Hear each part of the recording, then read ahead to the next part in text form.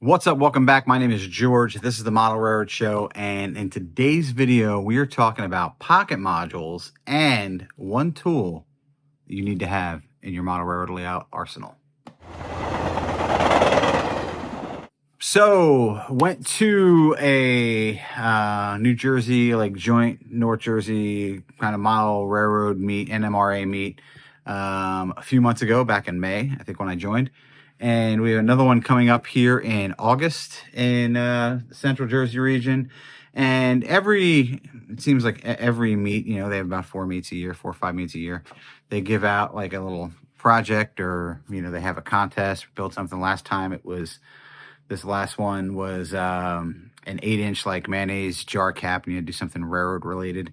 Guys came up with some pretty cool stuff. This time it was pocket modules, and you can imagine at the actual wide range of HO modelers that, most clubs have, and this one is no exception. And they brought out some N-scale pocket modules. I feel like there were a little bit of moans and groans. But it's okay, because some people did take them. I did take one. And I'm going to show you one here that I built together. But first, let's talk about like what a pocket module is. Pocket module is a super cool way to get into model railroading, especially in N-scale. I'm going to bring this one up right here real quick and show you. So this is the pocket module that I have built, and those of you watching this, you'll see it when at the meeting. Nothing extravagant, just some, basic scenery. I'll talk about some of the stuff I did here in a minute. And it's essentially this wood kit, and I have it loosely assembled here, not glued. And this is how it comes. And I just filled this up with foam. I trimmed out my foam and, did my thing, put some sculpting mold over there, and scenery as per scenery goes. And it comes with a length of Kato Unitrack, and that's how we're going to run trains on Kato Unitrack. I don't have a very strong love of Kato Unitrack. I'm really not a fan, but it's okay. It is what it is. I can still work with it. Not hard to work with. But let's talk about what I did here, actually. So my whole goal was to build this module. Like, I didn't want to buy anything for it. Not because of what I'm doing it for. I didn't want to buy anything for the module. I wanted to, make use of what I had. I didn't have any foam that was the right size.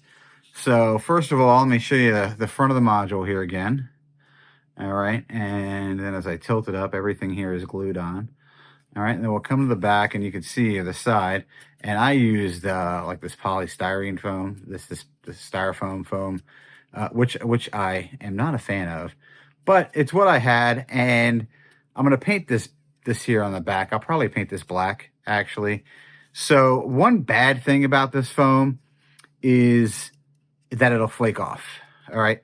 So essentially what I did is I laid this foam up, I carved it in front, and then when I glued it together, I brushed all of this with white glue. And you can see it gave it some good support. There's almost like a hard shell over it. And then when I paint it black, you'll never even notice. All right. So that was the first thing I did. And then I was going through buildings, and I was like, how do I make this interesting with keeping it to this size, which is what I wanted to do, and still make it interesting. So track has got to go where the track has got to go. All right. If we look at the pre-module here, this track is down the middle. All right. It's where it's got to be. It's, you've got limited space to work with. Had a couple things. I thought I had some culverts laying around. I was going to put a culvert up here, but I didn't. So essentially what I did was I gave it a nice slope. I like that look of having that slope down off the front of the railroad there, and covered that with some static grass and a little bit of foam. And then in the back, we can see here, if we look at it from this way, I did a little dirt road, and this is with the Scenic Express dirt that I've used. You guys have seen me use on the layout a bunch of times. And then I had this cab over truck that you can see here that I am probably never going to use on my layout. And this cab over truck was interesting when I started. I don't have a pre-picture, but all of this, the whole wood bed in the back here was all just painted white. that didn't look great. So I painted it brown, hit it with a, if we're going to get a good shot of it here, paint it brown, hit it with a black wash. And then when I had the airbrush out for another project, I just threw a little weathering on there, hit the wheels with some black wash, came up pretty nice. If you look in the front, I've got the New Jersey, painted a little New Jersey yellow for a license plate there. And same thing on the back, which you can probably barely see, but it's something I like to try and do with my vehicles. I mean, N scale's big enough, you can do that.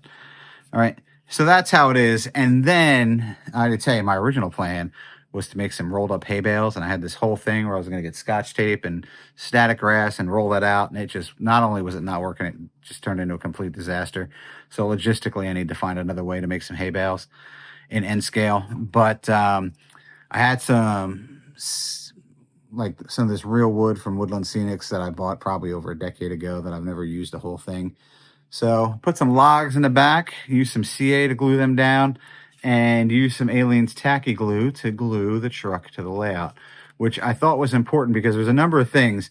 One, I'm transporting this thing around. It's a pocket module. It's going to be moved around. I didn't want a lot of stuff that was going to get banged up and broken, and everything needed to be kind of like glued down to the layout. All right. Now, the Kato track. You see, I'm just, not a fan of pre-roadbed track. On the end here, you can see the roadbed. If you're not familiar with Kato, it comes with this gray kind of built-in roadbed. I really am not a fan of the look. I've never ballasted Kato track before. I've seen a bunch of people do it. So this was my shot at ballasting the track. A little cumbersome for me because I'm not used to doing it, but I think if I had to do a bunch of it, I would get into a groove pretty quickly. It does keep a nice tight profile. Doesn't get away from you. And then I had some gray just laying around in a bag. I don't even know when I got this gray ballast, but it almost matched the Kato like spot on. And then I threw some black cinders down around the side, and I think it came out pretty good. All right, so that leaves the last detail, these telephone poles. All right, super easy. You could come around and put some plastic telephone poles in there. I did have some plastic telephone poles laying around, but I was feeling kind of guilty. I was like, yo, I should actually build something, So I built some scratch-built telephone poles just out of skewers, and this is how they started life, a little skewer. I carved them down to make them a little bit narrower at the top. I gave them a wash with some just a brown, just a brown wash I had laying around. Hit them with that, and then hit them with the bottom with like a dark tie brown wash. And so they had that like kind of creosote detail down at the bottom. I thought that was important. And then Stacy had some beads laying around up top, and I glued beads to the cross braces so we can get some insulators up there. They're a little big, but that's all right. You get the point. And then painted them green. All right. So that is the model. Now, talking about these telephone poles. How tall do you make telephone poles? Well, I made mine 30 scale feet. And I think a lot of people, I don't know necessarily about N scale, but I think HO scale, but I feel like a lot of people in N scale, when I see stuff, they build stuff all kinds of out of scale. And we have our issues at N scale. I mean, if you can find a true 1:160 scale vehicle, like people say they sell N scale vehicles, but I can show you, I've got lots of vehicles on this layout, and none of them are actually N scale, because if you put the people by them, they're just a little bit smaller. So a lot of this stuff, actually, in this truck is pretty close. That truck is pretty close to N scale.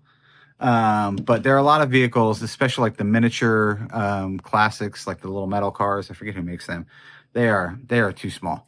Talking about how do you make things to scale, right? Deluxe Model Railroad Reference Ruler. All right, you need this. Don't skimp. Go buy this. All right. If there was an Amazon link, I'd leave you one. Find it at a model railroad show. You can order these. I think Micromark sells them. There's a couple of places that sell them, Made by Excel, which there's a lot of Excel stuff sold on Amazon, especially like the knives and stuff, but I can't find this ruler. So invaluable to me, because Telephone poles are 30 scale feet, right? I could have easily kind of made these bigger, I feel like, but I went 30 scale feet. And how do I know it's 30 scale feet? These rulers have all kinds of scales on them. You come up here and you've got your 0 and you've got your 30, right? And that's how far above the ground your telephone pole sits. Now you have to think about how far in the ground you want to put it. And I think that's where people get a little screwed up, is they'll cut a piece of like a skewer to 30 feet, but they don't realize that it's got to go into the foam or into the scenery. So you got to figure out how far into the scenery you have. You measure, your 30 scale feet above that. And then I got my height for my telephone poles. So very important. I think the scale rule, it's a lot. And what this helped me out really early on is trees, and trees drive me nuts. I feel people, trees come in all different sizes, right? But I feel like on average, people use trees that are too small because they're like, oh, they dominate the layout. It is absolutely nothing to have an 80-foot oak tree outside the house. I could go outside now and show you a couple of 100-foot oak trees that sit on my property. So if you put a 100-foot oak tree in an N scale layout, you're like, man, that looks kind of big. But when it's next to a lot of the buildings, does it really? No. So you have to get this really, I feel like this in N scale especially really helps me keep things in perspective over how big things should and shouldn't be. That's all I have today. Listen, thanks for watching. Give me a thumbs up, hit the subscribe button, ring the bell. I really appreciate it.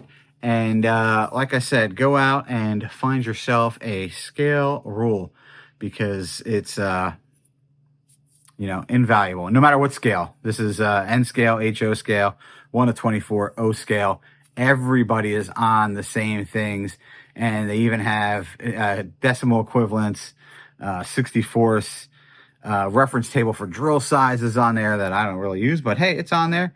And yeah, invaluable tool. And don't skimp, invest in that baby. I think it's not even $20.